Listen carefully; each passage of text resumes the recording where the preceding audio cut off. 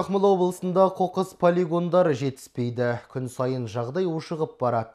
Өңірдегі 30 полигонның жерге арналған арнайы актілері бар. Алайда оның 24-і ғана заңдастырылған. Осыған байланысты стихиялық полигондар көлемінің өсуі байқалады. Стихиялық полигондарды жоюға үлкен қаражат бөлінеді. Сарапшылардың пікірінше бөлінген қаржы қатты тұрмыстық қалдықтардың барлық полигондарын заңдастыруға жеткілікті болар еді. Мы сейчас все-таки, наверное, должны подумать о том. Біз қазір Ақмола облысында тараптық полигондар жасау қажеттілігі туралы ойлануымыз керек шығар. Көршілес аудандардан қалдықтар қайта тасымалданады делік. Бастапқыда пайдалы қайта өңделетін материалдарды сұрыптап, бәрін бір үлкен полигонға апару керек. Полигонды басқару үшін қаражат керек.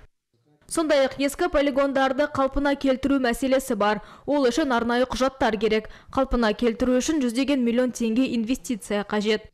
Анықталған қоқыс үйінділерін жою бойынша аудандық және қалалық әкімдіктеріне бірнеше мәрте департамент тарапынан хат жолданған болатын. Алайда биылғы жылы жергілікті әкімдіктер тарапынан бұл жұмыс өте баяу жүргізілуде.